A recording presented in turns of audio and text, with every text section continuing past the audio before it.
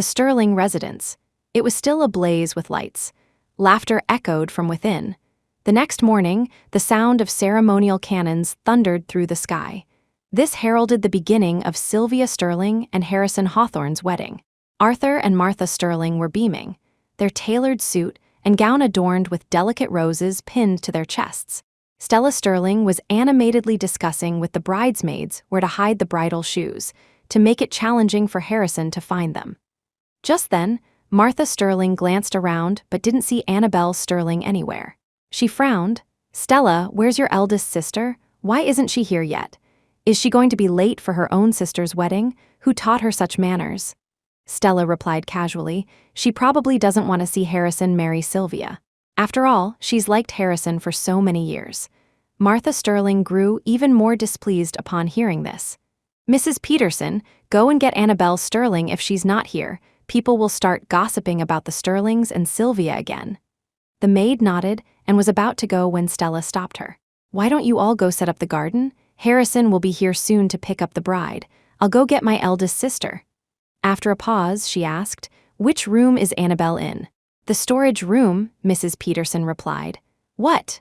Not only Stella, but everyone present froze.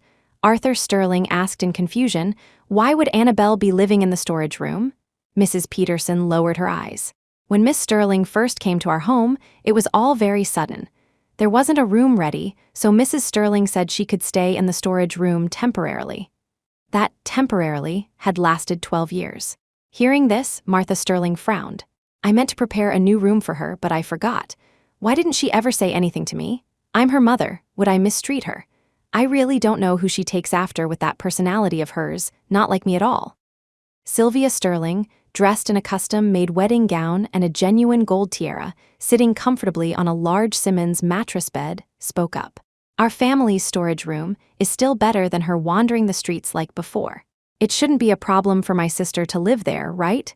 Stella, hearing this, instinctively felt something was off, but she didn't say anything. She frowned and walked to the storage room at the end of the hallway. As she pushed open the door, countless fine dust particles floated in the air. Stella immediately took a step back. She covered her nose and walked in. Densely packed discarded items almost filled the entire dark, cramped storage room. Annabelle's bed was next to a row of shelves crammed with things. To call it a bed was an overstatement. It was actually a thin wooden board placed on several buckets. Next to the bed was a large water tank, on which sat a dilapidated table lamp, a diary, and a stack of papers. This was all Annabelle had possessed in the Sterling home for so many years. Stella was so shocked she couldn't speak, even forgetting to cover her nose. She never imagined her own sister would be living in such a rundown place. This was the Sterling residence. Annabelle's own home. The storage room was so small it didn't require much looking. Annabelle wasn't there. But if not here, where else could she have gone? Stella found it strange. She walked towards the water tank, which was perhaps Annabelle's desk. "Mom, Dad," Stella called out to Arthur and Martha Sterling. She picked up the diary and the stack of medical reports, ranging from old to recent. "Annabelle isn't here, but she left these." Arthur Sterling was about to examine them when Harrison's voice, announcing his arrival to pick up the bride, came from outside. "She's probably just throwing a tantrum and stormed out. I don't know who spoils her with these bad habits." "Stella, come out. Your brother-in-law is here to pick up Sylvia," Martha Sterling said first. Arthur Sterling had no choice but to follow her out, leaving Stella alone. Meanwhile, Harrison Hawthorne stood in the living room holding a bouquet, his face devoid of the joy expected of a groom. He scanned the room, didn't see Annabelle, and frowned. "Where's Annabelle?" Sylvia, seeing that the first person he asked about was Annabelle, felt a pang of displeasure. She said weakly, "Big H, Annabelle probably didn't want to see us get married, so she ran off." "Don't blame her." Martha Sterling also chimed in, "Harrison, we didn't raise Annabelle well. Please don't take it to heart." Hearing this, a flicker of anger rose in Harrison. Hadn't they agreed it was just a sham marriage? Why couldn't Annabelle understand? He took out his phone and sent Annabelle a message on a messaging app. "Why are you being so inconsiderate? Where did you go?" The message, once sent, was like a stone sinking into the ocean. Harrison stood there waiting for a long time, but Annabelle didn't reply. His expression grew increasingly grim. Stella, emerging and seeing the tense atmosphere, clutched the diary and medical reports tightly. She had only glanced at the reports, but what she saw was alarming enough. How could Annabelle's health be so poor? And why did she only have one kidney? But recalling Annabelle's actions since childhood, Stella felt it was necessary to verify the authenticity of these reports. She didn't hand them over. Instead, she called her trusted assistant and asked him to secretly investigate everything that had happened to Annabelle in prison over the past 7 years. Big H, what are you still waiting for? Aren't you here to take me to our wedding? Ultimately, it was Sylvia who broke the suffocating silence. She walked over to Harrison and took his arm. If Annabelle's gone. She's an adult. She won't be in any danger out there. Hearing this, Stella and Arthur Sterling frowned. Sylvia truly didn't care about Annabelle at all, Harrison said coldly. Let's skip the rituals like finding the shoes. A sham marriage doesn't need to go that far. Sylvia, you just wanted to walk down the aisle with me in a wedding dress. Let's go straight to the church now. Big H, Sylvia stamped her foot. Harrison merely withdrew his hand and walked out of the Sterling residence first. The church. Because it was a sham marriage, Harrison hadn't invited any guests. Apart from the Sterling family and a priest, the church was empty. This isn't what I imagined at all. Seeing the desolate wedding scene, Sylvia finally erupted. Big H, she sobbed, tears streaming down her face like pear blossoms in the rain. Annabelle Sterling left, so what? You still have me, am I not better than that uncultured brat? Besides, she's a jailbird. How is she worthy of you? Harrison was growing impatient, and a sense of panic about Annabelle's disappearance gnawed at him. Sylvia, I only agreed to this sham marriage because you threatened suicide, jumping from the rooftop. I've done what I promised. Your wish is fulfilled. Now I need to find Annabelle. Then he looked at Sylvia. And don't you forget, Annabelle went to prison for you. As his words fell, everyone present froze. No one expected Harrison to bring this up at such a moment. Just then, Sylvia pulled out a knife and held it to her neck. I don't care, Big H, how am I not as good as Annabelle Sterling? Why do you like her and not me? Have you forgotten when you were injured? It was me, I gave you one of my kidneys. Martha Sterling was terrified by this scene. She rushed to snatch the knife from Sylvia's hand. Sylvia, don't do anything foolish, Mom's here. Mom will talk to Big H for you. Don't come near me. Sylvia swung the knife forward, instantly slashing Martha's arm. She murmured, Mom, all I want is Big H, why can't I have my wish? It's all Annabelle Sterling's fault, all Annabelle Sterling's fault, damn her, Annabelle Sterling should die. Hysterical curses echoed through the church, and the scene descended into chaos. The farce ended with police cars and an ambulance arriving at the church. Harrison was also injured while trying to wrest the knife from Sylvia. He was now sitting in the ambulance, paramedics bandaging his wound. But Harrison seemed oblivious to the pain, constantly calling Annabelle's phone and sending her messages. Annabelle, my sham marriage with Sylvia is over. Where are you? Don't be angry anymore. Let me come find you, okay? I only did this because she's your sister. Wasn't I helping you too? I just wanted to make things easier for you with the Sterlings, to make your parents like you more. But no matter how many messages he sent, Annabelle didn't reply. Meanwhile, at the hospital, Martha Sterling, ignoring the wound on her arm, instructed the doctor, my daughter has depression and she's missing a kidney. She's suffered so much. Please be gentle when you stitch her wound. She's terrified of pain. Seeing her so worried, an accompanying nurse paused and removed her mask. Ma'am, I understand your feelings as a mother, but we've already given this young lady a preliminary examination. She's in good health and doesn't have a missing kidney as you mentioned. Please don't worry too much. What did you say? Arthur Sterling, supporting Martha, frowned slightly. The nurse thought he hadn't heard clearly, so she patiently repeated, Miss Sterling's physical condition, apart from the superficial wound on her neck, is fine. She certainly isn't missing a kidney, as this lady stated. You can both rest assured. After her wound is treated, Miss Sterling can go home with you. How is that possible? Arthur and Martha Sterling showed varying degrees of confusion and shock on their faces. Martha was the first to react. She gripped Arthur's hand. Honey, we can't tell Harrison about this yet. If Harrison finds out, he'll definitely question Sylvia, and Sylvia can't handle any more agitation right now. Arthur Sterling retained a sliver of clear reason.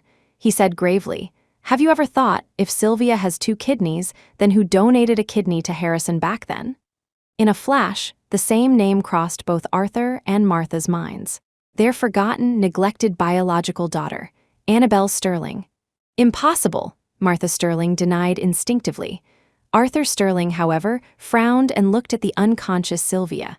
He suddenly felt that perhaps he had never truly understood this daughter he had doted on for 25 years. Until Sylvia was wheeled into the hospital room, Arthur and Martha Sterling didn't say another word.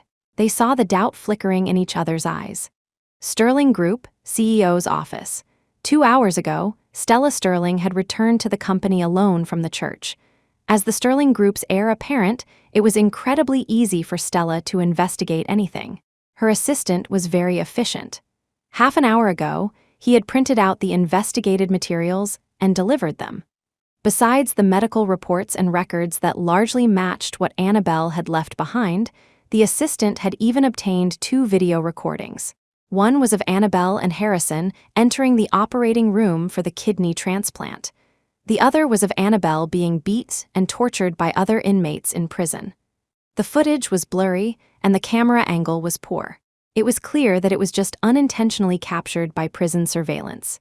Yet, Stella's eyes reddened as she watched.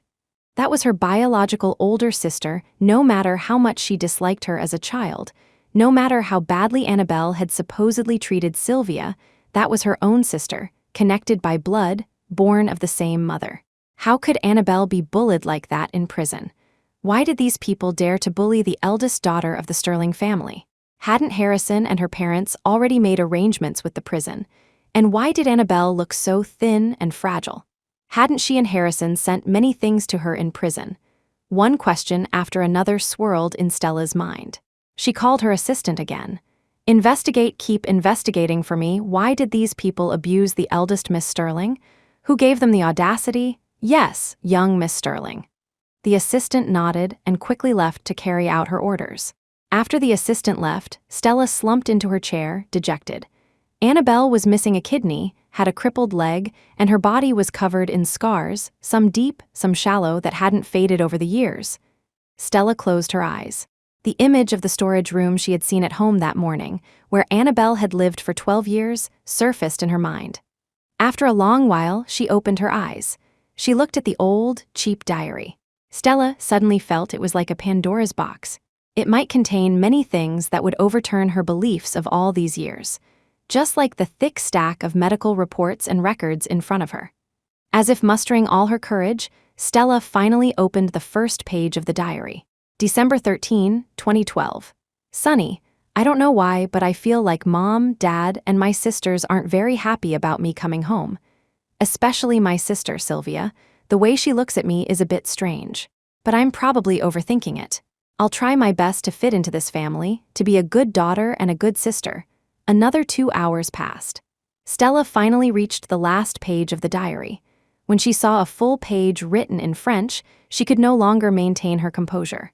Annabelle knew French. Didn't that mean she understood everything she, her parents, and Sylvia had said in the Sterling house? Seeing the line, "From now on, you'll only have one sister," Stella's hand, holding the diary, couldn't help but tremble. She suddenly realized.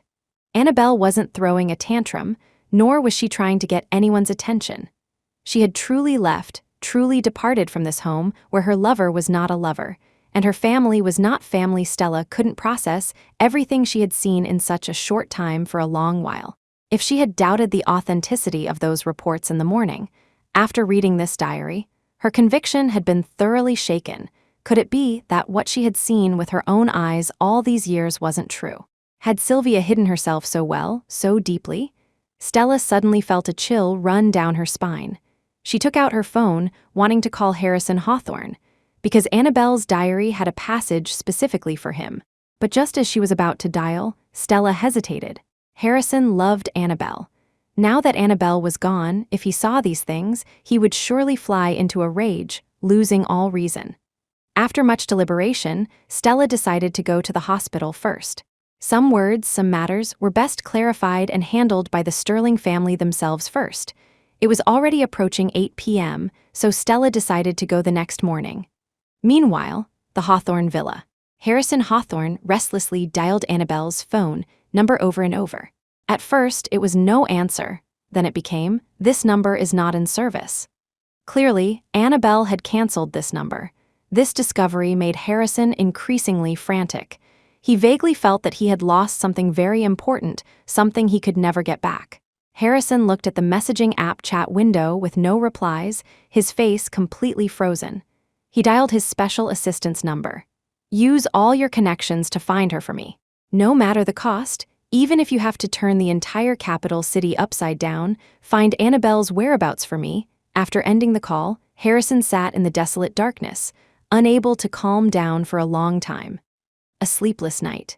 The next morning at 8 a.m., Stella Sterling rushed to the hospital where her family members were, but she was told by a nurse, "Mr. and Mrs. Sterling took Miss Sterling home early this morning." Helpless, Stella could only return home. The Sterling residence had returned to its pre-wedding state, but the maids all wore long faces. Upon seeing Stella, it was as if they had seen a savior. "Third miss, you have to go see second miss," is crying and screaming, insisting on burning eldest miss's room. Hearing this, Stella frowned deeply. "Stella, you're back quickly. Try to persuade your sister." Outside the storage room, Martha Sterling's eyes were red, clearly having just cried. Stella didn't speak, merely took out the diary. "Mom, Dad, I want you to read the diary Annabelle left behind first." She flipped to the last page. "Annabelle knows French. All those hurtful things we said before, she understood them all." As her words fell, Arthur and Martha Sterling were stunned. "How could that be?" Martha Sterling whispered. "She never learned anything, never showed any sign." Arthur Sterling, however, took the diary and began to read it, word by word. Stella pursed her lips and turned towards the storage room. That was also Annabelle's room. Sylvia had already destroyed most of what was inside, though Annabelle hadn't left much behind anyway. Watching her frenzied state, Stella frowned. "Sylvia, the person who donated a kidney to Harrison back then, it wasn't you, was it?" At these words, Sylvia, who was wildly smashing things, froze. Seeing her reaction, Stella felt a part of her heart collapse. A person's subconscious reaction doesn't lie. Realizing how much she had truly wronged Annabelle in the past, Stella looked at Sylvia with disappointment. "Sylvia, how many things have you lied to us about? Why did you intercept the living expenses Dad and Mom asked finance to transfer to Annabelle?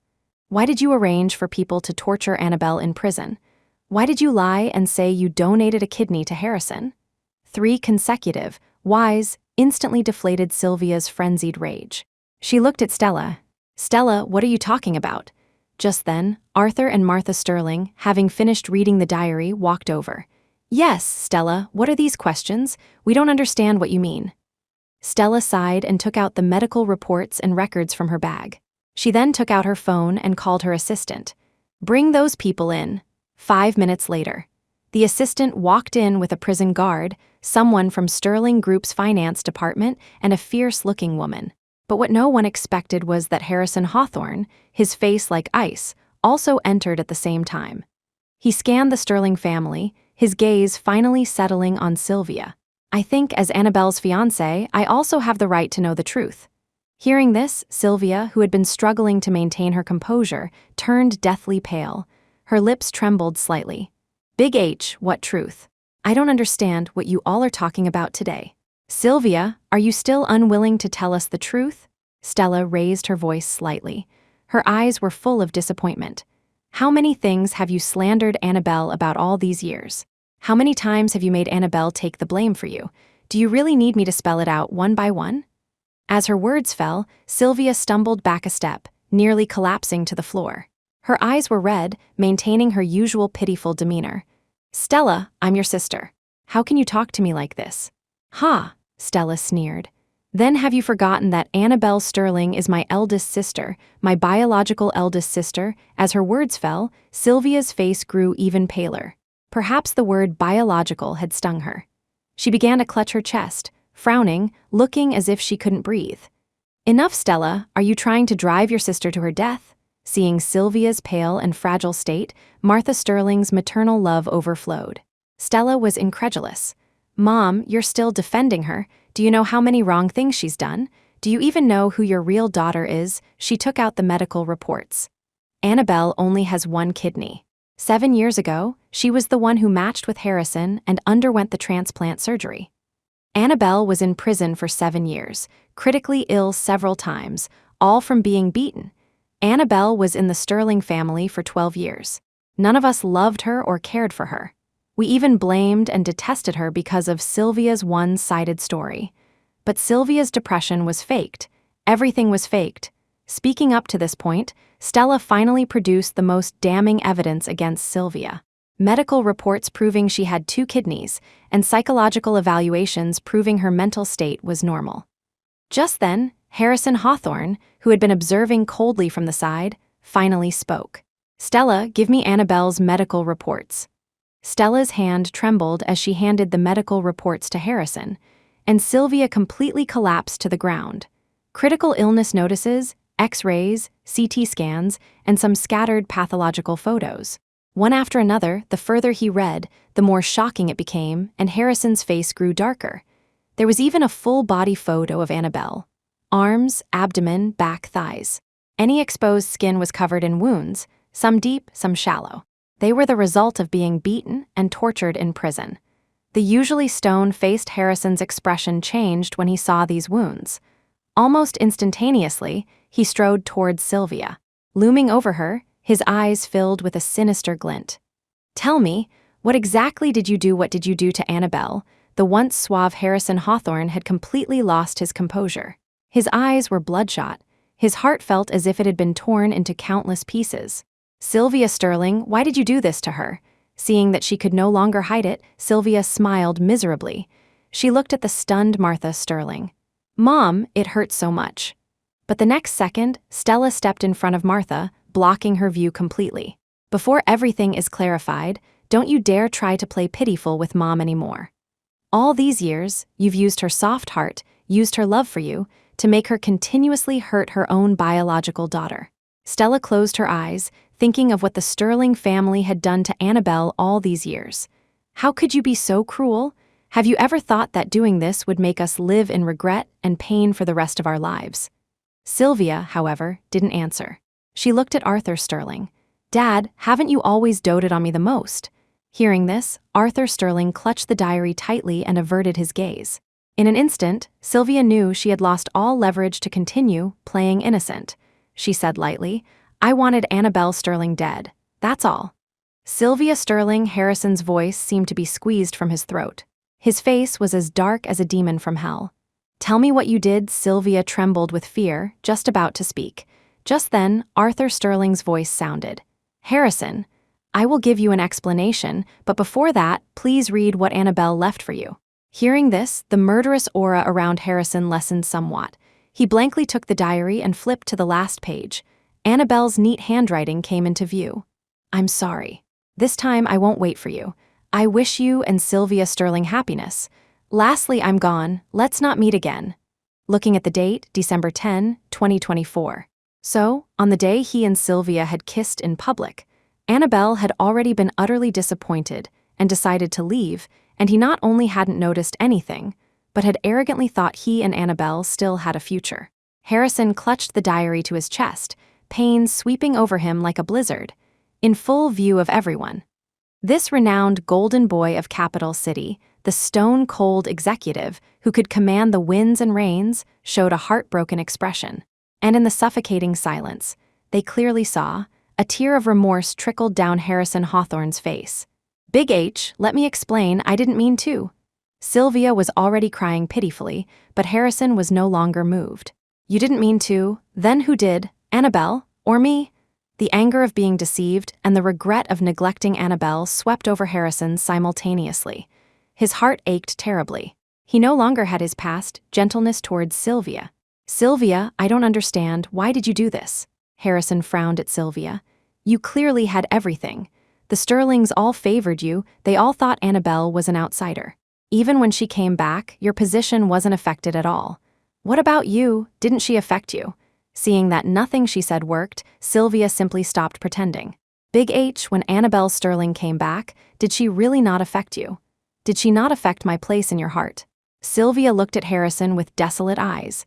This question was like a blow to the head. Harrison was momentarily stunned.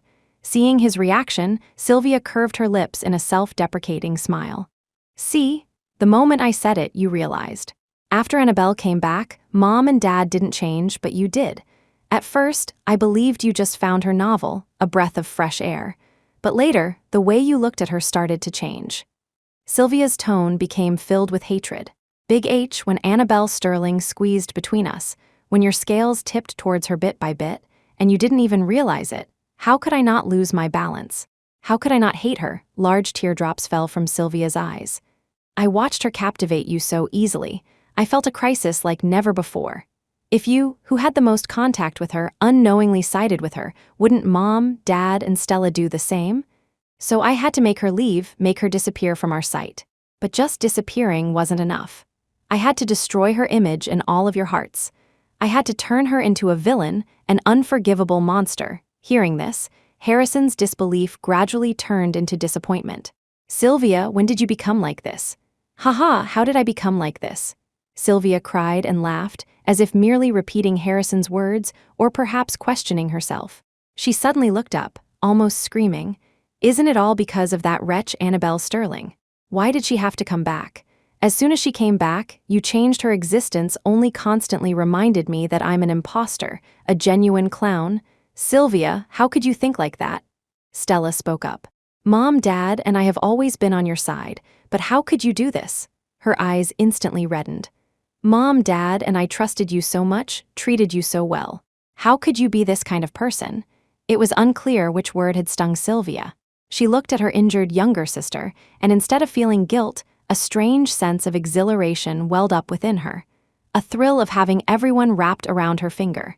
Sylvia wiped the tears from her face. Then, she curved her lips. I've always been this kind of person. I'm not like you Sterlings, all so foolish, all so kind. I was born a bad seed. Are you satisfied now? No one ever said you weren't a Sterling, Stella raised her voice. Even when Annabelle came back, we still treated you as our closest family, and she never even thought about taking anything from you. How could you be like this? Stella looked at the pale but still beautiful sister before her. This was because the Sterling and Hawthorne families had nurtured her so well for so many years. Stella couldn't help but think of the first time she saw Annabelle at the Sterling residence a month ago. Emaciated, weak, as if she could die at any moment. That turned out to be her biological sister, the sister they had conspired to imprison for 7 years, who had endured endless suffering. Stella walked towards Sylvia. How can a person be as greedy as you? While you were living in luxury in the Sterling home, Annabelle was wandering homeless outside. You already had so much, and when she came back, you still harmed her like this. She gave a bitter smile. Our family is truly foolish. For your sake, Mom and Dad didn't want their biological daughter, and I didn't want my biological sister. We are truly so foolish. Hearing these words, a dense, sharp pain pricked at Harrison's heart. If only time could be turned back. If only he could return to 7 years ago and prevent all of this from happening, but there were no if-onlys in the world. What was done was done. The events that transpired and the harm caused could not be undone. Slap, a loud slap echoed. Sylvia clutched her struck cheek, looking at Arthur Sterling in disbelief. Arthur Sterling's face was grim, his eyes filled with disappointment. In truth, at this moment, with a myriad of emotions surging through him, this slap was considered light. Dad, Arthur Sterling looked calmly at Sylvia, his tone icy. You are no longer worthy of calling me Dad. His eyes reddened. Didn't you just say it? You're not a Sterling. In that case, what we owe Annabelle, we will repay. And of course, what you owe Annabelle, you must also repay. The last word fell sharply. Arthur Sterling's heart was too chaotic, too pained. For a moment, everyone froze. Stella, the first to react, closed her eyes, tears silently streaming down. She looked at Sylvia. You are a thief, a criminal. I will never forgive you in my life. With that, she left this suffocating home without hesitation. As she walked out the door, she stumbled, nearly falling. Indeed, anyone would find it hard to accept. The person they had always defended turned out to be the worst of all. And what about the person who had been misunderstood all along? How desperate, how devastated must she have been? Stella dared not think about it. At this moment, Sylvia stood rooted to the spot like a wooden doll, her face alternating between red and white. She felt that Stella's word, thief, was even heavier than the slap. Even more humiliating, making her want to disappear. Big H.I.? She had just started to speak when Harrison's ruthless gaze silenced her. Harrison was not only cold in expression, but his tone was also unprecedentedly icy. You are no longer worthy of calling me that. But, just because of this one thing, is there no room for reconciliation between us? Sylvia didn't understand. She and Harrison had grown up together. Just because of an Annabelle Sterling who appeared midway, just because she made some mistakes. Was Harrison going to negate all these years? Didn't you dote on me the most? Why can't you tolerate me making a mistake? Sylvia's expression was sincere, as if she genuinely wanted an answer. Harrison sneered. I see that even now, you still think this mistake you made is just a small matter. Isn't it? Annabelle Sterling was only in prison for 7 years. She didn't die. Sylvia wore a look of utter entitlement. Do you know how much torture she endured in prison? Her whole body is covered in wounds. So what? She deserved it. Who told her to come back? Sylvia was past caring. So what if I faked it? So what if I had people torture her? I just wished she would die, but I couldn't be too obvious, because then the person you all hated and detested would become me. As she spoke, Sylvia reached out her arms, wanting to embrace Harrison's neck. Big H, only a crack was heard, the sound of a bone breaking. Harrison, his eyes dark, gripped Sylvia's wrist, the force so great it snapped the bone. Ah, Sylvia screamed, clutching her hand. Meanwhile, on the plane, Annabelle Sterling had just woken from a long dream and opened the sunshade. She stared blankly at the pitch-black sky. Annabelle had dreamt of her parents and her younger sister, Stella Sterling, and of the man she had loved for many years, Big H. Harrison Hawthorne. It would have been better if you hadn't come back then. Why did you have to do such a wrong thing? Annabelle, I love you the most. It was just a sham marriage with Sylvia. They didn't love her, nor did they believe her. Gray, damp, it was an overcast day, and even more so, the tears she fought back. Fortunately, the announcement of the plane's arrival at its destination sounded at this moment. Ladies and gentlemen, this aircraft is scheduled to arrive in Dominica in 5 minutes. The ground temperature is 20 degrees Celsius. The plane is now descending. Annabelle pushed those somber-colored dreams to the back of her mind. Looking at the increasingly bright and clear city outside the window, she smiled faintly. Dominica had arrived. She was about to embrace a new life. Hello, are you Miss Monroe? A boy holding a phone walked over. He was a head taller than Annabelle, his skin a healthy tan, and his teeth were very white when he grinned. Yes, I am. Are you Andy? Annabelle nodded in response. Yes, Andy's smile grew even brighter. The landlady and the people from the research institute asked me to pick you up. Seeing Annabelle only had a backpack, he didn't reach out to take it but walked side by side with her. Of course, Andy maintained a very respectful international social distance. Dominica is an island nation with a population of only about 80,000. But since it's your first time here, the landlady was worried you wouldn't find the place, so she asked me to come. I'm also a tenant, living downstairs from you. Andy explained the situation as he led Annabelle out of the small airport. Annabelle had immigrated via passport, and during the process, she was able to update her name, and her former name would not be displayed. So now, the name on all her documents was Seraphina Monroe. Everything about Annabelle Sterling in Capital City had been completely and thoroughly erased. Apart from herself, no one else would know that Seraphina Monroe's past was Annabelle Sterling. The house was found for Annabelle by her prison guard friend, Officer Coleman. It was an attic apartment with a view of the sea and a volcano. Okay, thank you and the landlady. Annabelle smiled. As a thank you, how about I cook you both a Chinese meal tonight? Really? That's great. Andy was so happy he almost jumped. To be honest, the landlady and I haven't had Chinese food in a long time. It's no exaggeration to say that Chinese food is the best in the world, but I can't handle spicy food very well. Andy scratched his head, embarrassed. It's okay, I can make non-spicy dishes too. Facing this simple, shy boy, Annabelle was very understanding. That would be absolutely wonderful if you're willing to cook Chinese food 2 or 3 times a week. The landlady would surely be happy to waive a quarter, or even half of your rent. Andy became cheerful, and the small freckles on his face seemed to dance. Annabelle watched him, her mood lifting as well.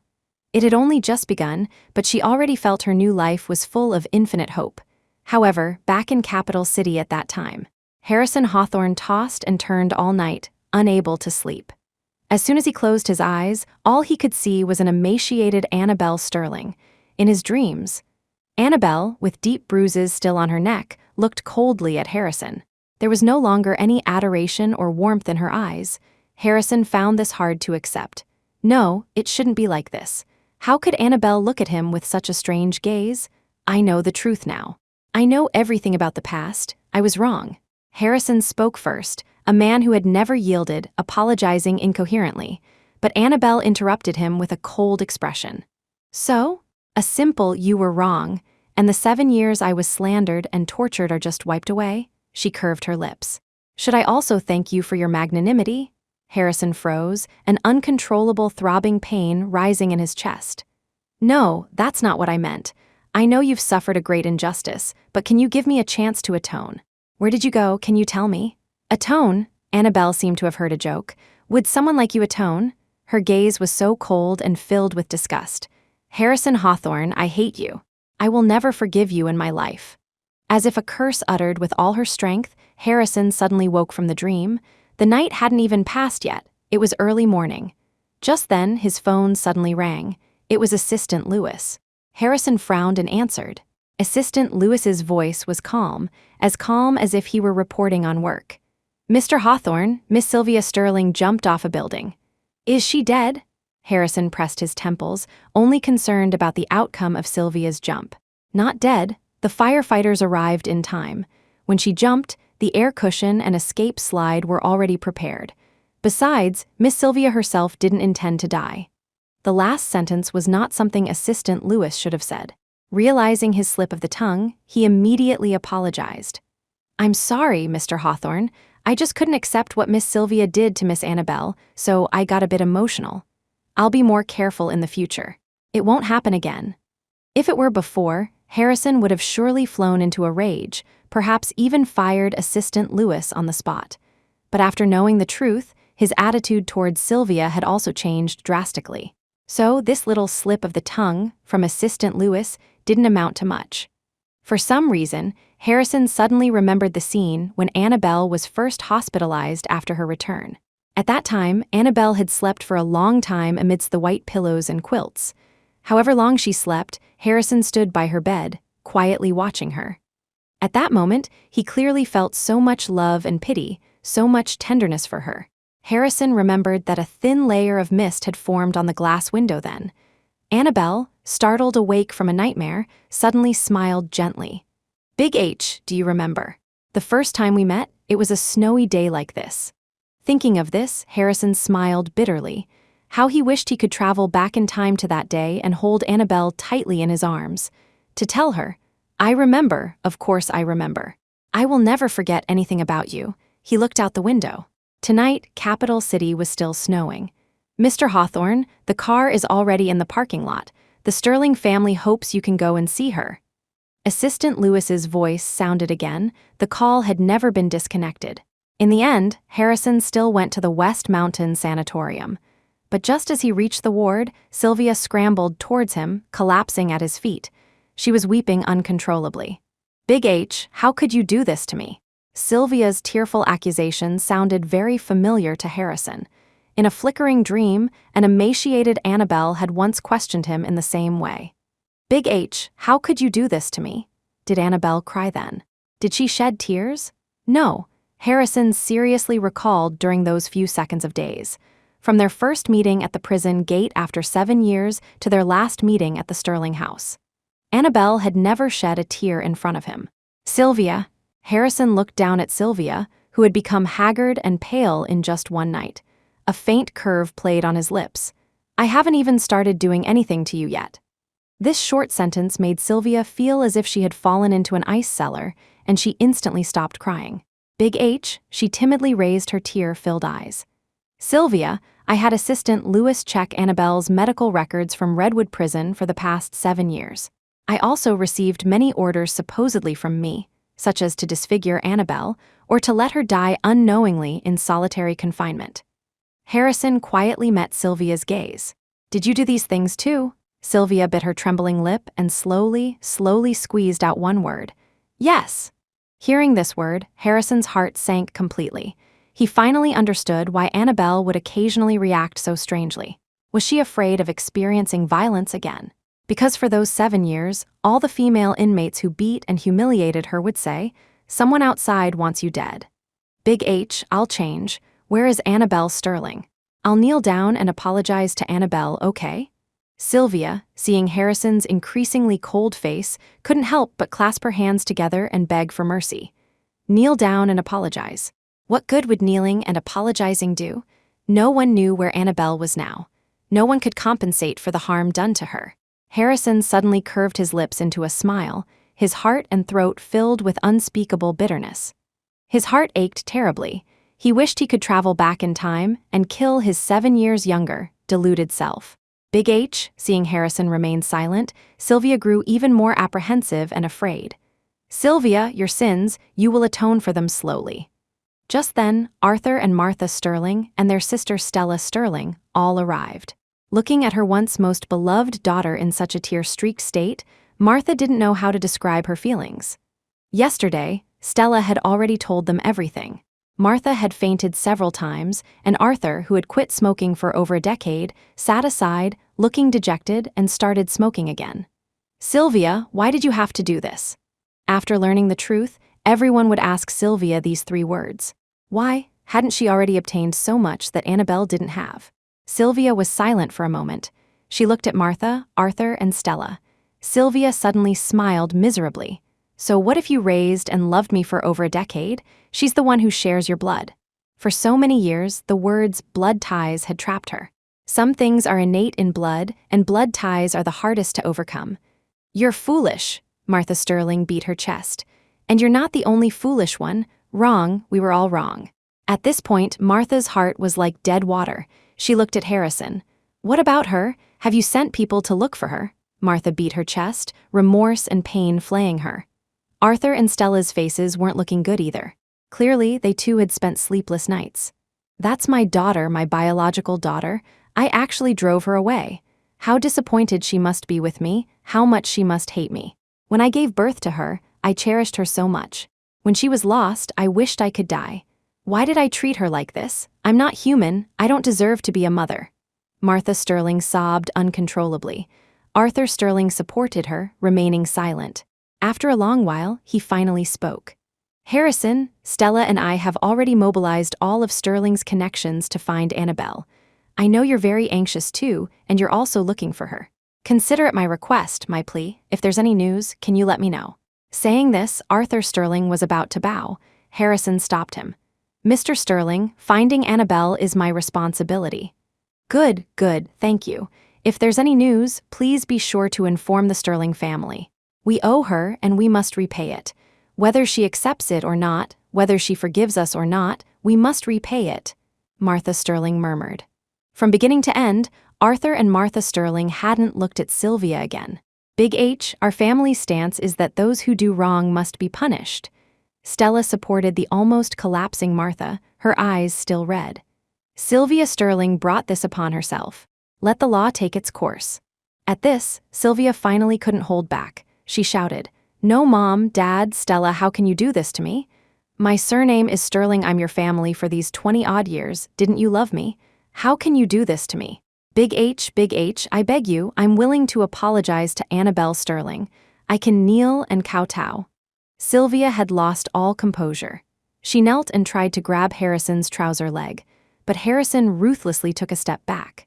Sylvia then tried to grab Arthur and Martha, but they also retreated. Even the softest-hearted Martha didn't waver this time. She looked at this adoptive daughter she had doted on for over 20 years, utterly disappointed. Sylvia, it's no use begging anyone now. Heaven is watching what people do. You've enjoyed Annabelle's life for so many years. Now it's time to give it back to her.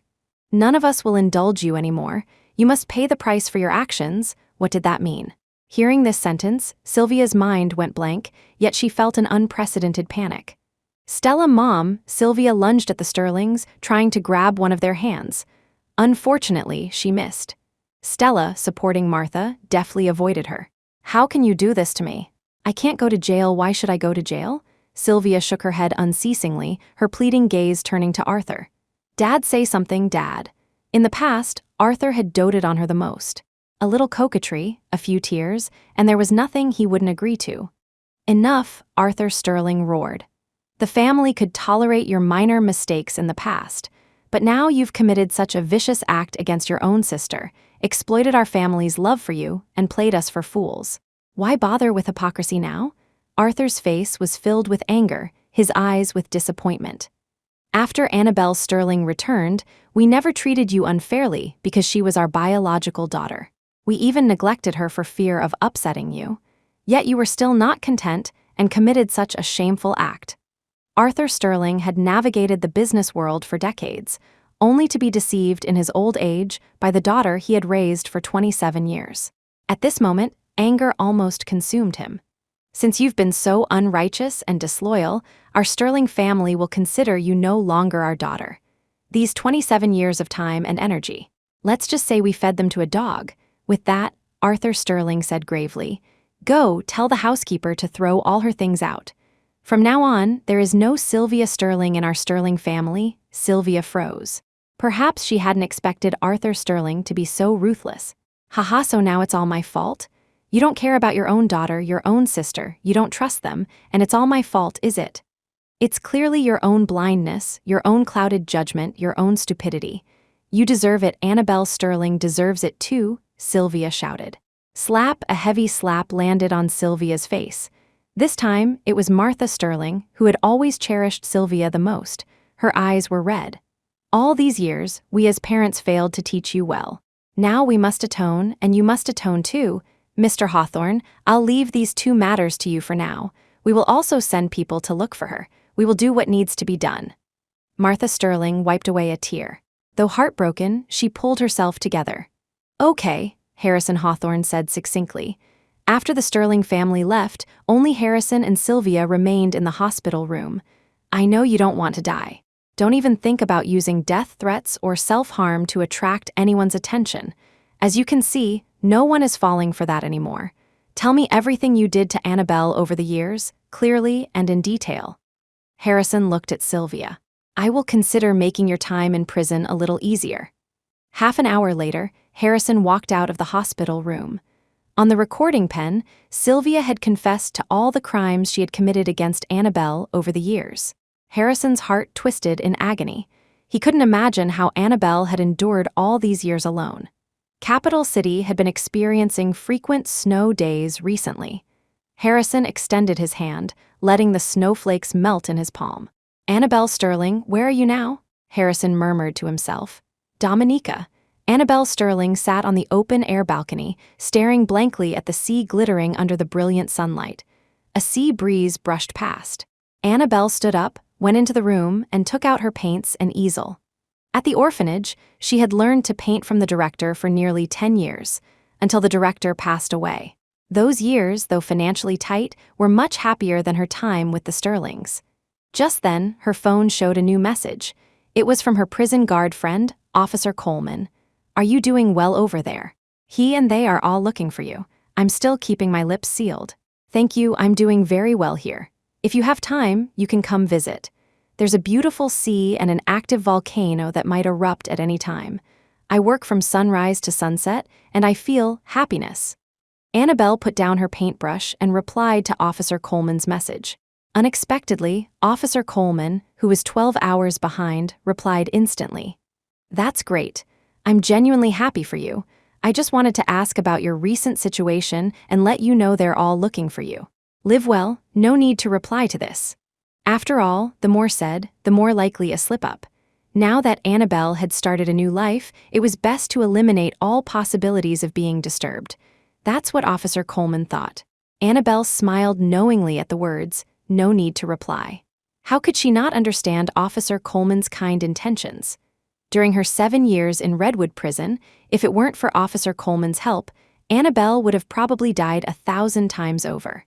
She remembered Officer Coleman had been demoted to Redwood Prison. At that time, two dejected individuals had found solace in each other, offering the most precious kindness when the other needed it most. Wow, Sarah, I didn't know you were so good at painting. The landlady, Mary, went up to the rooftop to dry fruit and immediately spotted Annabelle sitting in front of her easel. Just casual painting, not very good. Not humility, but the truth. Annabelle hadn't picked up a paintbrush after returning to the Sterling family, let alone during her 7 years in Redwood prison. Oh, come on, what's not good about it? I think it's excellent, this sky, this sea, so beautiful. If you have time, paint one for me. I'll hang it in the dining room, the landlady said cheerfully.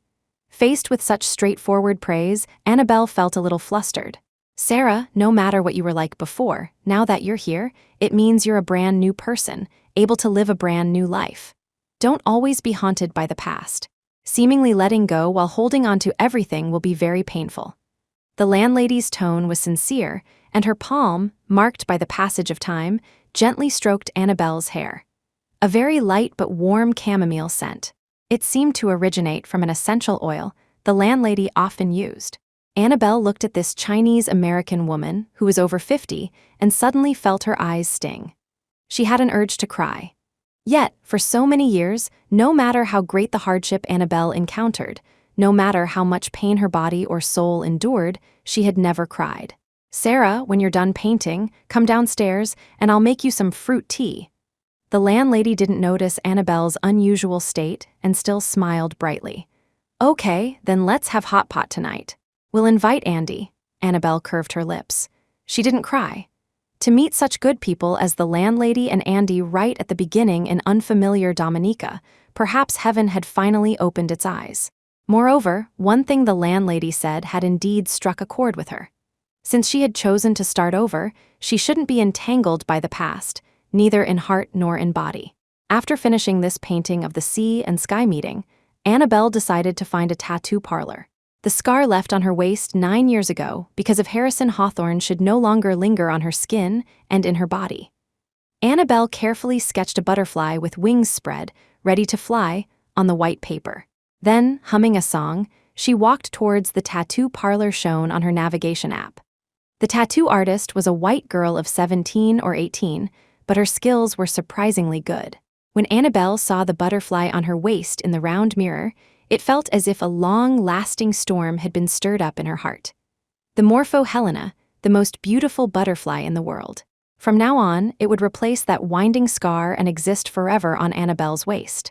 Lifelike, as if in a dream. If you need anything else, you can come find me next time. You suit such beauty very well. Beauty. Annabelle hadn't heard this adjective from others in a long time. Thank you. If I need anything, I'll come again. Your skills are excellent. I'll also recommend friends who need it. Annabelle gave the white girl a brilliant smile and replied in fluent English. As she walked out of the tattoo parlor, the wind chimes on the revolving glass door made a pleasant tinkling sound. Annabelle looked back. It was as if she saw another blurry version of herself waving at her. Goodbye, Annabelle said silently. In her future life, she would only move forward, never looking back. Capital City, time flies like an arrow, years pass like a weaver's shuttle. In the blink of an eye, 6 years had passed. Harrison Hawthorne and the Sterling family still had no news of Annabelle's whereabouts. It seemed that even if the two families had extensive connections in Capital City, if a person truly wanted to vanish, they couldn't be found. Moreover, Annabelle had been taken away by the National Secret Science Research Institute, Hawthorne Group headquarters. Harrison Hawthorne was visibly much thinner. Just then, the phone rang. If it rang directly in Harrison's office, it was either news about Annabelle or from the prison. Harrison prayed it was the former. He pressed his tired temples and answered the phone. Mr. Hawthorne, Miss Sylvia Sterling's mental state is not very good. She's been acting erratically every day and has started hurting people. The prison doctor suggests sending her to a mental hospital. What do you think? The warden's voice was cautious. Is it real this time, or is she faking it? Harrison was somewhat impatient. After all, Sylvia had gone mad once before 2 years ago. It's real this time. I had the prison doctor conduct detailed examinations and tests on Miss Sylvia, the warden replied. All right, I'll send a car to pick her up. With that, Harrison quickly hung up. For these 6 years, he had arranged for people to give Sylvia special attention in prison. Whatever Annabelle had endured before, Sylvia endured the same. The Sterling family had no objections to this. It was as if, After that day 6 years ago, they had completely given up on Sylvia as their daughter. Human feelings had grown so thin. Perhaps Annabelle would sigh if she knew. Harrison looked down at the photo on his desk. In the photo, Annabelle was pitifully thin, wearing wrinkled clothes, her expression blank. "Where on earth are you, Annabelle Sterling? I know that only when everyone suffers as much as you did can it be considered an apology. But if you don't come back, how can I repay what I owe you?" Harrison caressed Annabelle's features in the photo, filled with infinite regret, infinite loneliness. At that very moment, Annabelle Sterling had already returned to Capital City. After completing her mission for the National Secret Science Research Institute ahead of schedule, she was allowed to pursue her own endeavors. So Annabelle began to paint for people. This time, she returned with the renowned art agent, Mr. Rowlands. In other words, Annabelle was now a moderately famous painter. Her paintings fetched at least $5,000 at international auctions. As soon as she landed in Capital City, Annabelle met Officer Coleman, who had come to pick her up. "Haven't seen you in half a year. You've gotten a bit tanner," Officer Coleman teased. "This is a healthy tan," Annabelle argued. Indeed, she had tanned a bit in the past 6 months. After being discovered by Mr. Rowlands while selling paintings on the street, she often went out to sea. The sea, the sky, volcanoes. The nature Annabelle painted always had a natural sense of tranquility, both vivid and mysterious. "I have a dinner party to attend tonight. I'll treat you to a meal tomorrow." As they parted, Annabelle said to Officer Coleman. "Okay." Officer Coleman was filled with gratification. It turned out that time was the best medicine. In just a few months, Annabelle had transformed completely. But now, she should be called the Great Painter, Serafina Monroe. Mandarin Oriental Hotel. Harrison Hawthorne was attending this reception for a rising star in the art world at the invitation of a business partner. However, when his eyes met those of the hostess of the banquet, the champagne flute in his hand suddenly fell to the ground, shattering into pieces. Harrison thought he was hallucinating. "Annabelle?" He stared at Annabelle's profile, not daring to blink for a second. Mr. Rowlands noticed his gaze. "Serafina, do you know him?" He gestured for Annabelle to look at Harrison. "No, I don't." Annabelle frowned, looking Harrison up and down before replying indifferently. Harrison subconsciously wanted to step forward but forcefully restrained himself. "I'm Harrison Hawthorne, you're Annabelle Sterling. How could we not know each other?" Annabelle lifted her chin, dignified and proud. "Sir, you've mistaken me for someone else. My surname is Monroe." The dream from long ago became reality in this instant. Harrison suddenly felt a chill run through his body. Because Annabelle's expression was calm, the unfamiliarity in her eyes so natural. "I'm sorry." Harrison clenched his fist. "Miss Monroe looks too much like an old acquaintance of mine. I was mistaken." Anyone would find it amusing. After all these years, the first sorry the victim heard was in such a setting. Annabelle curved her lips. Towards Harrison, did she hate him? Of course, she once did. She hated him for being blind to her worth, for not distinguishing right from wrong, for taking her heart and her kidney only to repay her with 7 years of living hell. But all that was in the past, so this sorry seemed less important now. "It's all right, Mr. Hawthorne, your suit is wet. Let the waiter take you to the dressing room to change." Annabelle nodded, expressing her forgiveness with understanding. Then, she gracefully glided onto the dance floor, her hand resting on Mr. Rowland's palm. No matter how intensely Harrison's gaze followed her, she didn't look back. "Harrison, after so long, it's not forgiveness, but rather, letting go. At this point, an insurmountable chasm lies between you and me. Everything has changed beyond recognition. I don't hate you, nor will I love you again." Harrison gazed at Serafina Monroe, who moved with grace and ease among artists and business magnates. A sharp, intense pain pricked his heart. This was clearly Annabelle Sterling. The Annabelle Sterling who cried ceaselessly in his dreams, yet her expression remained icy. "Why are you pretending not to know me?" Looking at that slender back, Harrison murmured to himself. "But it doesn't matter. It's good that you're back. It's good that you're back." He curved his lips. His mood, gloomy for half a year, brightened considerably at this moment. "Annabelle Sterling, we have all the time in the world." 2 hours later, the Sterling residence. Harrison had assistant Lewis inform the Sterling family that Annabelle had appeared. "What did you say? You saw Annabelle?" Martha Sterling, upon hearing this news, almost dropped her teacup. Fortunately, Stella caught it with quick reflexes. Annabelle, Sister Annabelle. Where is she now? Is she doing well? Is her health okay? After setting down the teacup, Stella couldn't help but ask anxiously. Rest assured, Miss Stella, Miss Annabelle is doing very well now. It's just, Assistant Lewis looked troubled, hesitating whether he should tell the Sterling family that Annabelle was now Seraphina Monroe. Just what? Hurry up and tell me, Stella urged. Miss Annabelle has changed her name. She now goes by Seraphina Monroe and is a highly acclaimed rising star in the field of painting. Under the anxious gazes of the Sterling family, Assistant Lewis finally told them the truth. Martha Sterling froze. Painting. I never knew she could paint. As if lost in some memory, her eyes instantly reddened. Assistant Lewis, please wait a moment. After saying this, Martha Sterling walked towards the bedroom on the second floor. A short while later, Martha came down carrying a large bag filled with what looked like drawing paper.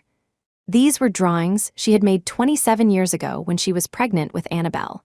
Please, if possible, help me give these to her. I never gave her a mother's love, never raised her. After she came back, I was even more biased, favoring the person who had usurped her identity since childhood.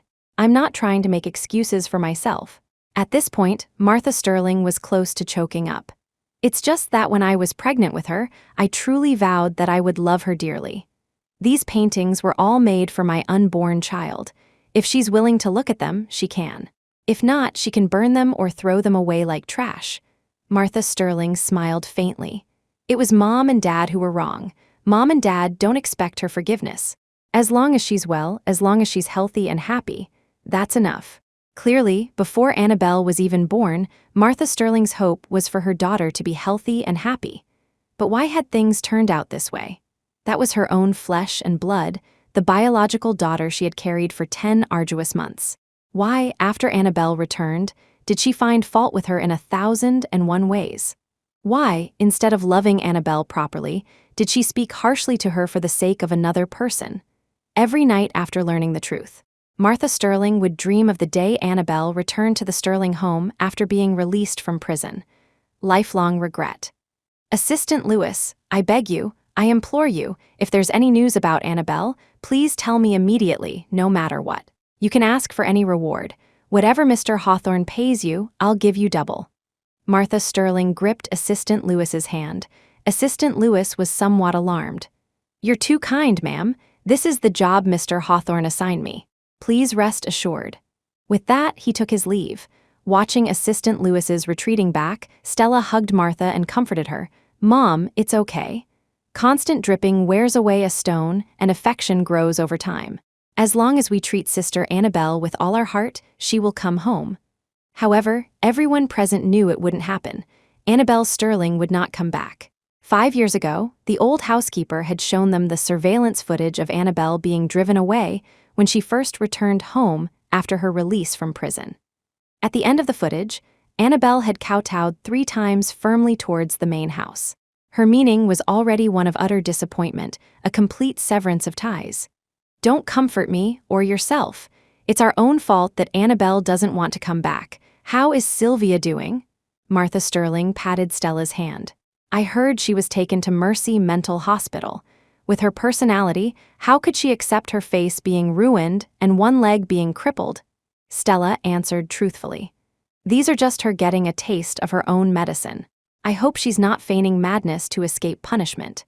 Martha Sterling lowered her eyes, her voice devoid of emotion. Number 8 Sky Cloud Road, Elysian Fields. After taking a painkiller, Annabelle Sterling sat on a yoga mat, massaging and stretching. She had originally thought she would limp for the rest of her life. But in Dominica, her landlady Mary and Andy had taken Annabelle to see a very authoritative orthopedic specialist. After more than 6 months of conditioning and rehabilitation, unless she was running, it was almost unnoticeable that her leg had once been severely injured. Just then, the doorbell rang. Apart from Mr. Rowlands and Officer Coleman, no one else would know Annabelle lived here. Unless. Annabelle frowned and turned on the video doorbell. An excessively handsome but slightly haggard face appeared on the screen. This face, Annabelle wanted to forget, yet had never been able to. It really is you, Harrison Hawthorne. Annabelle's voice, conducted by the video doorbell's current, reached Harrison's ears. For some reason, at that instant, Harrison almost couldn't stop himself from shedding tears. Annabelle, I knew it. You are Annabelle. How could you be Seraphina Monroe? You are the Annabelle Sterling I've been looking for so long. Hearing this, Annabelle abruptly opened the door. No, I am Seraphina Monroe. Annabelle took out an ID card from her bag in the hallway and displayed it clearly in front of Harrison. I am Seraphina Monroe. Harrison Hawthorne, the Annabelle Sterling you've been looking for, died a long time ago. Have you forgotten? You personally sent her to prison. You personally killed her. Annabelle looked coldly at Harrison.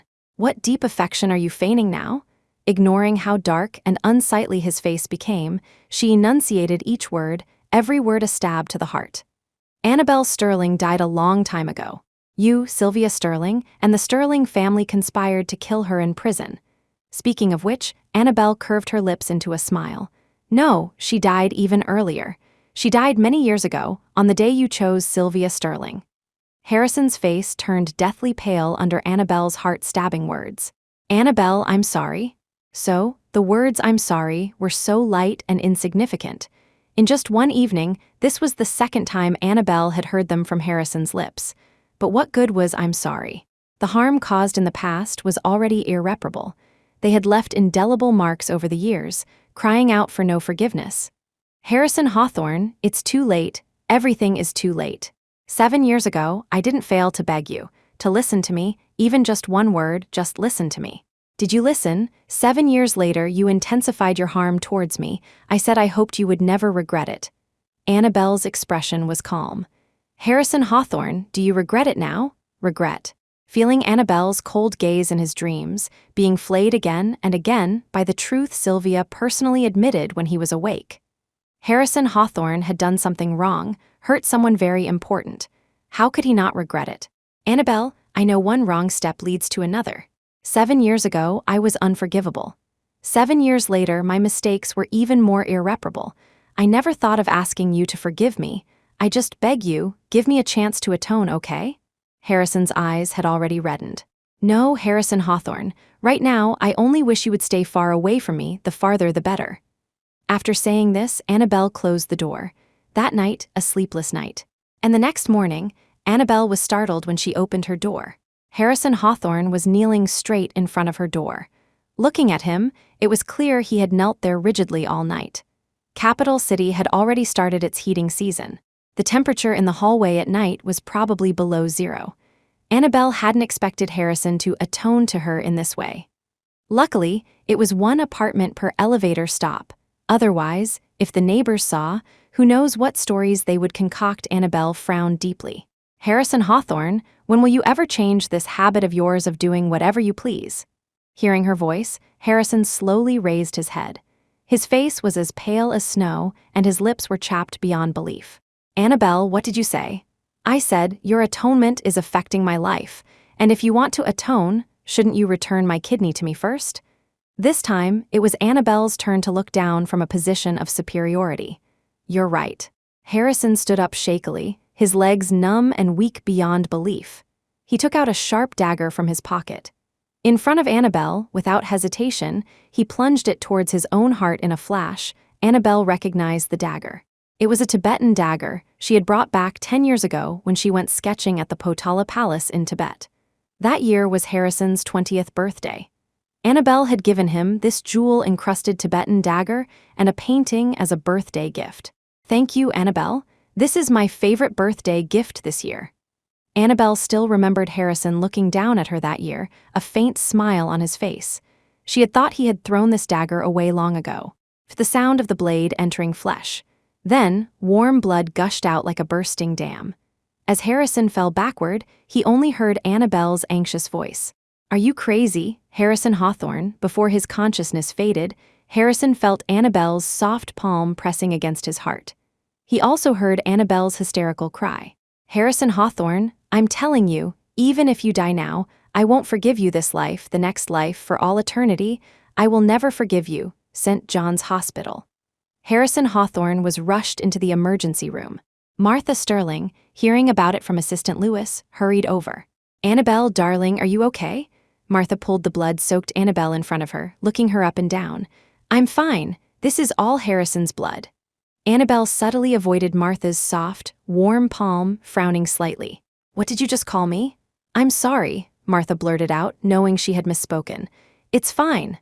Annabelle sat down on a nearby bench, waving her hand magnanimously. She could understand that Martha was used to calling Sylvia and Stella that way. It was just a habit. Annabelle. Martha walked over to Annabelle and slowly, resolutely knelt down. Annabelle, who was agitated and wanted a cigarette, was startled by this sudden action and hurriedly supported Martha's arms. What are you doing? You're an elder, Mrs. Sterling. How can you kneel to me? For some reason, this sentence deeply pierced Martha's heart. Perhaps in Annabelle's eyes, she had many identities, but they were already unrelated strangers. Annabelle, I just want to apologize to my daughter as a mother. Martha looked up at Annabelle, who was so close, her eyes already brimming with tears. Mother? Annabelle froze. Suddenly, she found it utterly ridiculous. Why are people always like this? Always regretting after losing something? Always knowing their mistakes only after paying a bloody price? Mrs. Sterling, are you asking me to forgive Sylvia Sterling? At that moment, Annabelle could only think of this possibility. She looked at Martha and said faintly, I'm just a powerless little painter now. My forgiveness isn't important. If you all feel very uneasy, you can just assume Annabelle Sterling is already dead. Annabelle smiled sweetly. I haven't introduced myself since I came back. My name is Seraphina Monroe. Whether it was Mrs. Sterling or the phrase, you can just assume Annabelle Sterling is already dead. Martha felt her heart ache as if it were being twisted. She shook her head repeatedly. No, it's not like that, Annabelle. I don't mean for you to forgive Sylvia. Sylvia did so many unforgivable things to you. Whether her conscience troubles her for life and she regrets it, or she re-experiences your suffering, that's what she deserves. Martha gripped Annabelle's hand tightly. You don't have to forgive her, or even me, your father, Stella, or Mr. Hawthorne. You can choose not to forgive any of us. Tears streamed down Martha's face. Annabelle, we're sorry. I just want to compensate you. No need. Annabelle interrupted gently. I don't need it anymore. Don't need it anymore. That meant she once needed it, but it was already in the past. I know you don't care about anything we do now, but what should be given to you, we must give you. Martha's expression was firm. She took out several documents from her handbag and explained them to Annabelle one by one. Here, there's a share transfer agreement for 24.8 of Sterling Group's shares. This is under my name. I've already had it notarized. I'm giving it to you now. There are also 2 properties, both bought for you when your maternal grandfather was still alive. These are inherently yours. Martha looked at Annabelle, her eyes full of caution. She forced a smile. You've become a painter now. That's great. There are several good galleries in Capital City and private art museums. I've contacted people and bought them. They are yours now too. Mrs. Sterling, I can't accept these. I'm doing very well now. I really don't need them. Annabelle still shook her head, refusing, but Martha still looked at her with such a gentle and loving gaze. Child, these things inherently belong to you. Now they are just being returned to their rightful owner. Faced with such a gaze from Martha, how could Annabelle, who had lacked love since childhood, not be moved? But some wounds cannot be erased by a few words or material possessions, especially after growing up. Annabelle still shook her head slowly but firmly. Mrs. Sterling, from birth until now, the clearest principle I understand is that nothing in this world is inherently destined to belong to a particular person, regardless of blood ties, feelings. She smiled under Martha's sorrowful gaze. Mom, I once really hoped you could love me a little, like you loved Sylvia Sterling. But now, I really don't need it anymore. No one will die because they lack someone's love. Annabelle paused, then said softly, especially me. The sharpest flaying or the loudest slap. Martha had felt a glimmer of hope because of Annabelle's word mom, but her face turned pale because of the words that followed. Annabelle, are you really unwilling to give me even one chance to make amends?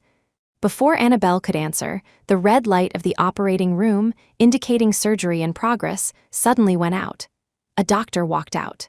Are you the family? You can rest assured. Because he was sent to the hospital in time and underwent emergency treatment, the patient is out of danger.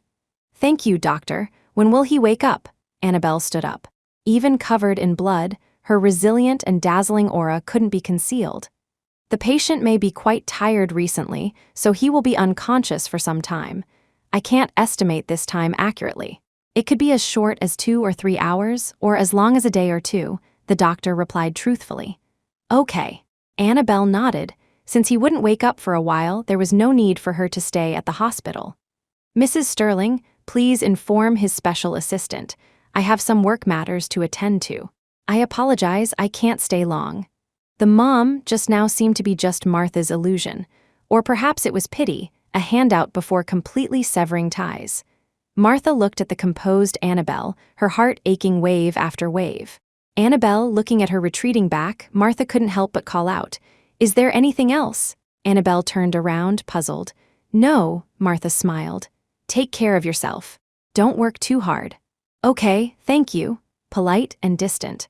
Only after Annabelle's figure disappeared around the corner of the hallway did Martha collapse onto the chair as if she had lost her backbone. She looked at those documents. Even if Annabelle didn't want them, these things still belonged to Annabelle. And Harrison Hawthorne in the VIP ward frowned even in deep sleep. Clearly, he was dreaming of Annabelle again. In the dream, Annabelle's figure was blurry, yet she always resisted his approach. "Annabelle, I was wrong. I was wrong because I clearly loved you the most but still chose to have a sham marriage with Sylvia Sterling. I was wrong because I clearly wavered but still sent you to prison. Annabelle, is it too late to say I love you now? I love you, I really love you." Harrison wanted to grasp the blurry shadow, but shadows cannot be grasped. Even if caught, they would quickly dissipate in his palm. "Annabelle, I'm sorry. I'm willing to accept punishment. I'm willing to give up everything, as long as you're willing to look at me again, willing to smile at me, willing to accept my love for you." How ridiculous and pathetic. He only dared to speak of love in his dreams. But Annabelle was destined never to know these things. No. 8 Sky Cloud Road, Elysian Fields. An exhausted Annabelle Sterling took off her clothes and stood before the full-length mirror. On her waist, a blue Morpho Helena butterfly seemed ready to take flight. As for the scars from Redwood Prison, some of the shallower ones had already been removed through surgery. The deeper ones, though faded, still lay across Annabelle's skin. She carefully touched the lifelike butterfly. The pain of the tattoo seemed to linger on this 10-centimeter patch of skin. Harrison Hawthorne, even physical scars can't be completely erased. How do you expect me to forget the past and fall in love with you again? That's simply impossible. Annabelle didn't leave her apartment for 3 days. For 3 days, she just painted endlessly. Pain, sorrow, anger, too many gloomy emotions were vented by Annabelle onto the white canvas. "Sarah, are you okay in China? I've dried some oranges and grapefruits and packed them for Andy to send to you. I hear Capital City is very dry. Remember to make tea from time to soothe your throat. I'm praying for you in Dominica." In the darkness, only the faint glow of her phone screen was visible. It was a voice message from her landlady, Mary. Annabelle curled up on the floor, listening to it over and over. "Mom," Annabelle murmured unconsciously. Indeed, all her understanding of the word mother came from this middle-aged woman far away in Dominica. She missed Mary's chamomile-scented palms, missed the tooth-achingly sour cod in tomato sauce, missed the various dried fruits, parched by the sun but still colorful. Ding-dong! The doorbell rang. Annabelle got up, wrapped herself in a thick blanket, and went to open the door. It was an unfamiliar lawyer and the familiar assistant Lewis. "Are you together?" Annabelle frowned. Assistant Lewis, carrying a briefcase, shook his head. "No, this is Mrs. Sterling's lawyer, and I'm here on Mr. Hawthorne's orders." It seemed they wouldn't give up until the matter was resolved. This time, Annabelle didn't refuse them entry. 2 bottles of the Rolls-Royce of mineral water Chatelden were casually tossed to them. "What is it? Please be quick." Annabelle sat cross-legged on the sofa, her expression cold. "This is a gift agreement for 45.7 of Sterling Group shares, originally belonging to Mrs. Sterling and Miss Stella Sterling, as well as a cashier's check, and the transfer certificates and property deeds for 3 houses at Zidin Shangguokwe, Capital Vision, and Wanliu House." The lawyer methodically took out a thick stack of documents. "Mrs. Sterling and Miss Stella asked me to convey that they know these things don't mean much to you, but this is their compensation. Whether you accept it or not, it's already yours." Mrs. Sterling, fine, but even Stella was giving up her shares. Annabelle was somewhat surprised. Clearing his throat, Assistant Lewis also produced a thick stack of documents. Miss Sterling, these are all the assets of the Hawthorne Group. Before Assistant Lewis could finish, Annabelle frowned and interrupted. What do you mean? Is your Mr. Hawthorne also washing his hands of everything? Haha, well. Assistant Lewis didn't quite know how to answer. Just then, Harrison Hawthorne's weak voice came from the doorway. I just want to apologize to you. I know, only by suffering like you once did can it be considered an apology. Assistant Lewis and the Sterling family's lawyer tactfully excused themselves temporarily. Harrison Hawthorne, enduring the pain in his chest, slowly approached. I'm handing over all my assets to you. I'm penniless now. Between us, I'm no longer the one in power, no longer looking down on you. Annabelle, I just want to give you the right and the confidence to hurt me. Annabelle stared unblinkingly at this pale, uninvited man. Suddenly, she curved her lips. Harrison Hawthorne, can hurting you make those 7 years disappear, or can it erase all the scars between us? Are you too naive? Saying these words, she felt a sense of release, yet also a pang in her heart. Wasn't this also a way of reopening her own wounds? But as soon as Annabelle's words fell, a thud was heard. Annabelle looked over, puzzled. Harrison Hawthorne had actually knelt down straight in front of her. I'm sorry, Annabelle. Harrison Hawthorne cast aside his dignity and pride, his years of arrogance and invincibility, and crawled on his knees to Annabelle's side. He wanted to hold her fair, slender hand, but restrained himself and lowered it. Annabelle, I know nothing I do can undo the harm I've caused you. I just want parity, want an outlet for all your grievances, pain, and sorrow over these years. All of you just want to ease your own consciences. Why should I give you such an opportunity? I will never reconcile with you in my life. I want you to suffer forever, forever and ever, more than I did back then. Annabelle grabbed the ashtray beside her and hurled it fiercely at Harrison. Only a muffled grunt from Harrison was heard. The glass ashtray had hit his shoulder. However, Harrison, his eyes still red, straightened up and pulled Annabelle into his arms. Annabelle, it's okay. It's okay if you don't forgive, don't reconcile. It's okay to hurt us. The moment they embraced, Annabelle froze. It was a very awkward hug. Harrison seemed to realize this too. A brief moment, then they separated. The shoulder hit by the ashtray and the unhealed wound in his chest both throbbed with pain, but Harrison still pursed his lips, his eyes lowered. I'm sorry, it's my fault. I got a little carried away. The clearly submissive voice pulled Annabelle out of her memories. For a moment just now, she had actually thought of the Harrison Hawthorne from 16 years ago.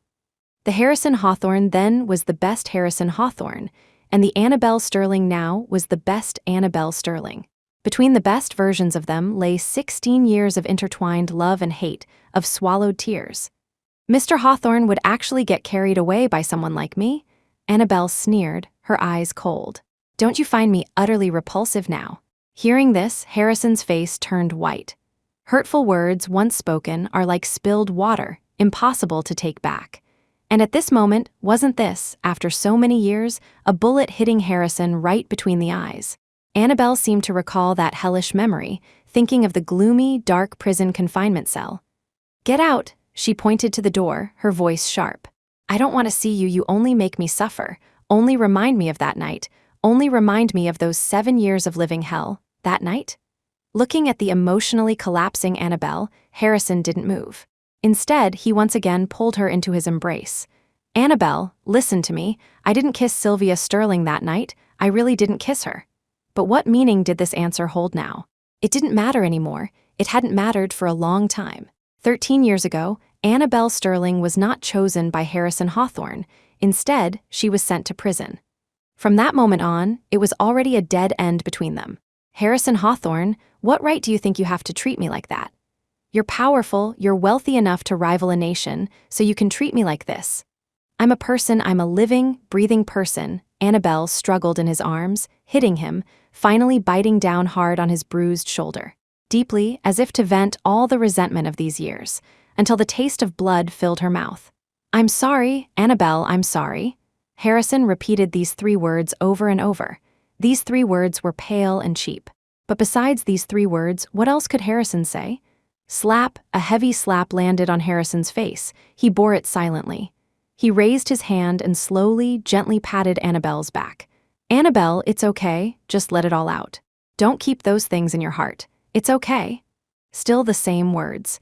In a daze, Annabelle felt as if she were being held by the 17-year-old Harrison Hawthorne. The 17-year-old Harrison Hawthorne would hold an umbrella for her, would help her escape the suffocating Sterling home. Annabelle, don't be afraid. Even if no one else likes you, I like you. The 17-year-old Harrison Hawthorne stood under the kapok tree, smiling beautifully. It was he who first said he liked her. But why did it turn out like this later? Why did his temperament change so drastically after the kidney transplant surgery? Why did he choose not to believe her after Sylvia's incident? Why did he send her to prison? Why, after 7 years, did he still torture and humiliate her like this? Why the sham marriage with Sylvia? Why, even now, would he still not let her go? What was all this for? Something in Annabelle's heart seemed to be struggling to burst out. Under the interweaving of grief and pain, she finally blurted out hysterically. Why did you do this to me? Why so? She hadn't forgotten for so long, hadn't forgotten anything. Annabelle thought changing her name, living in another country, having new good friends and a mother-like figure, even starting to paint again and being appreciated by industry giants, meant she had let go of the past. But no, she had only buried the past deep in her heart, never finding an outlet. The 27-year-old Annabelle Sterling had been trapped in the same place, until this hysterical moment. Annabelle, like a wounded little animal, sobbed on Harrison's shoulder. Annabelle, I'm sorry, I'm sorry. Feeling his shoulder gradually moisten, Harrison's heart twisted in agony, and he couldn't help but shed tears. The highest realm of love is empathy, or rather, love is feeling what others feel. Half an hour later, Annabelle had gradually calmed down, though her eyes were still slightly red. Harrison extended a fingertip and very lightly touched the moist, red corner of her eye. I'm sorry, he smiled wanly. I clearly said I was making amends, yet I still made you cry. Annabelle shook her head, her voice weary. Harrison Hawthorne, I'm tired. I really don't want to be entangled with you over the past anymore. It disgusts me. So after today, let's really not see each other again. Let's end it here. Harrison froze. The word disgusts made his face turn pale. Harrison hadn't expected Annabelle's first words after calming down to still be to drive him away. Nor did he expect her to say such harsh words. Annabelle, is there really no possibility between us anymore? Harrison still refused to give up the last shred of hope. He looked at Annabelle, trying to see a trace of reluctance or pity on her face, but there was none. In Annabelle's eyes, as she met Harrison's gaze, there was only weariness, only aversion. There were many times I almost died. I thought that after I got out, you would have a little, just a little bit, of pity or compassion. I didn't ask you to find out the so-called truth. I just wanted you not to treat me like the Sterling family did. Annabelle smiled bitterly. But you didn't. Hearing this, Harrison felt as if a basin of cold water had been poured over his head. Both his body and heart turned completely cold. So Annabelle had held so many hopes for him, but what had he done? Harrison Hawthorne, I'm begging you, please let me go. Annabelle looked at Harrison, so fragile, so helpless. Thinking of her pain just now, Harrison nodded and with difficulty uttered that word. Okay, he agreed. Before leaving, Harrison looked at Annabelle deeply for a long, long time. So long it seemed, he wanted to engrave her features into his heart and soul. Annabelle, if my appearance can only bring you pain, then I am willing to disappear from your world. 2 weeks later, number 8 Sky Cloud Road, Elysian Fields, the doorbell rang incessantly. Annabelle thought it was Harrison. She opened the door, about to mock his broken promise, but was surprised to see Stella Sterling, carrying 2 large bags of gifts, her face full of embarrassment. Sister, I'm sorry, I didn't mean to disturb you. I know you don't want to see me either. These are all traditional Chinese medicines for nourishing the body, and some easels, paints, and stuff. I'll put them down and leave. Though she said that, Stella showed no intention of leaving. She stared straight at Annabelle with her large, moist eyes. Is there anything else? Annabelle felt uncomfortable being stared at like this. Stella nodded. Sister, can you slap me? She took Annabelle's hand. Even if you hit hard, I won't be afraid and I won't dodge. Really. Though she said she wasn't afraid, the fingers holding Annabelle's palm were trembling slightly. Stella had been spoiled into extreme naivety, practically a flower in a greenhouse. It seemed the world was black and white to her. These days, there were actually people who came looking for a beating. Annabelle withdrew her hand. "You did those things for your sister? I can understand. But I won't hit you. It's just that I don't want to be the abuser. And what's between us isn't about a single slap. I know, I did many things that hurt you before. I know I was wrong, I'm sorry." Stella bowed deeply, looking as pitiful as a drenched stray puppy. Sigh. For some reason, facing this Stella, Annabelle could only sigh deeply. This led to Stella pushing her luck. First, she entered the apartment, then she took Annabelle to the mental hospital where Sylvia Sterling was. Mercy Mental Hospital. "Sister, not long after you left, Big H sent Sylvia to Redwood Prison. But later, she not only self-harmed but also injured others several times, so Big H sent her here." Stella observed Annabelle's expression and said cautiously, "So your purpose in bringing me to see her is?" Annabelle was somewhat puzzled. "I just want you to know that the bad people have been punished. Don't make things difficult for yourself." Annabelle froze. "Why do you all think I haven't let go, that I'm still struggling with myself?" A genuinely puzzled question. Stella waved her hands repeatedly. "That's not what I mean, sister. Don't misunderstand. She stammered for a while without managing to say anything coherent. Annabelle smiled faintly. "It's okay. Where is she? I'll go take a look." "Okay?" Stella, her face flushed, nodded quickly. Through the transparent glass window, Annabelle saw Sylvia Sterling, restrained in a chair. "Patient number 4108 is very emotionally unstable and prone to hurting others. We really had no other choice but to do this," the accompanying nurse explained. The former second Miss Sterling was now just a cold, impersonal number. How similar to Annabelle's 7 years. Most of the injuries on her body are self-inflicted. Some are punishments when we feed her medicine or give her injections and she doesn't cooperate. Mrs. Sterling and Mr. Hawthorne both said that bumps and bruises are inevitable as long as she's alive. Seeing Annabelle staring at the scars on Sylvia's arm for a long time, the nurse felt a little guilty. Annabelle nodded. Respect others' fate, let go of the urge to save them. She didn't want to get involved in others' karma. "Sister, I just hope that after knowing this, you can sleep well. No one will hurt you anymore." Stella held Annabelle's hand, her expression still cautious. She cared about the faint dark circles under Annabelle's eyes, cared about the sleep aid medication placed on the coffee table. Their intertwined palms were so warm. Thump, thump, it felt as if their pulses were gradually synchronizing. "Sister, we share the closest blood ties. I will love you, though it's many years late, I love you." Annabelle didn't speak, just remained silent. "Stella, you really don't have to." Stella hurriedly interrupted. "Of course I have to. You are my sister, my only sister. If Mom and Dad are gone, you will be my only relative in this world. I will share my wealth and status with you." Tears fell from her eyes. "Sister, please believe that love is stronger than hate." Perhaps only Stella would say such a thing. Annabelle didn't spoil the mood further. As she turned to leave, Sylvia, restrained in the chair, shed tears. But no one cared anymore. On December 21st, Annabelle Sterling's first art exhibition was held at the Capital City Art Museum. The theme this time was Rainy Season. The art museum was filled with renowned artists. Harrison Hawthorne, dressed in a black suit, stood before a huge, fiery red kapok tree. The kapok tree was being drenched by rain, but its red color became even more brilliant, like a burning flame. Coincidentally, the name of this painting was Fire in the Rain. "Contact Mr. Rowlands. I want to buy this painting. Name any price." After an unknown amount of time, Harrison spoke in a low voice. His injuries hadn't fully healed. After saying a sentence, he had to stop and cough for a while. Assistant Lewis, standing beside him, nodded and immediately went to handle it. These days, Harrison really hadn't appeared before Annabelle again.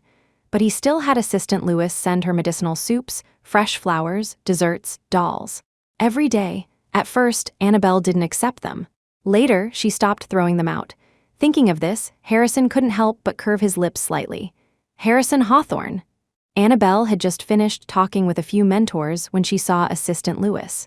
If Assistant Lewis was here, Harrison must be too. Thus, Annabelle had walked over here.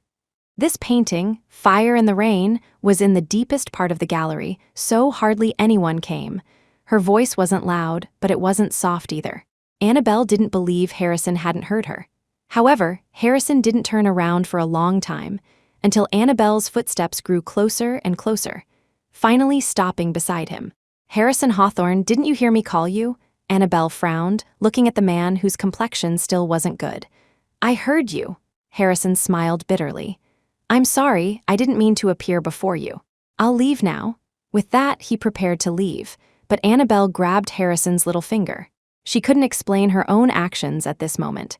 Perhaps it was because of this kapok tree. At that instant, the person whose hand was hooked felt a tremor from body to soul. "The first time we met, it was raining in Capital City. You were drenched from head to toe, hiding under the shelter of a bus stop like a homeless kitten. At that time, I didn't know you were the eldest daughter of the Sterling family. I just thought, how pitiful this person is." Harrison spoke very softly, as if afraid of scaring someone away. "But when I approached you, and you looked up at me, I knew you were definitely not that kind of small, pitiful cat. You were not weak, because your eyes were dark and bright, with a stubbornness I couldn't understand. I asked you who you were, why you were here." Harrison looked at Annabelle's hand hooked around his and smiled faintly. "You said your name was Annabelle Sterling, but you didn't know who you were supposed to be then. You then asked me who I was. I told you my name. You uttered the two words, Hanjian Cold Sword Harrison, and then you started reciting Shu Tings to the oak tree." So, Harrison remembered their first meeting so clearly. Annabelle looked at Harrison, her long, silent heart suddenly thumping again. That was because of the 15-year-old her and the 18-year-old Harrison back then. "If I love you, I'll never be a clinging trumpet creepers, using your high branches to show off my height. I must be a kapok tree, standing near you as an image of a tree. We share the cold tides, storms, and thunderbolts. We share the mists, mountain haze, and rainbows, seemingly forever separated, yet forever interdependent." Why did Annabelle recite this poem back then? Was it because of the word branch, or did the name Harrison make her think of lightning, thunderbolts, and great fire? But now Harrison understood Annabelle was a magnificent flower, a heroic torch, and his harm to her was like a knife, like a sword, and also like a halberd. "Annabelle, what is great love?" Harrison took a step closer to Annabelle. "Annabelle, I'm sorry, but I don't want to be forever separated from you. I only want to be interdependent with you for life. Please." Harrison pressed his forehead against Annabelle's. "Give me a hint, just a little hint." After the art exhibition ended, Annabelle Sterling returned to Dominica.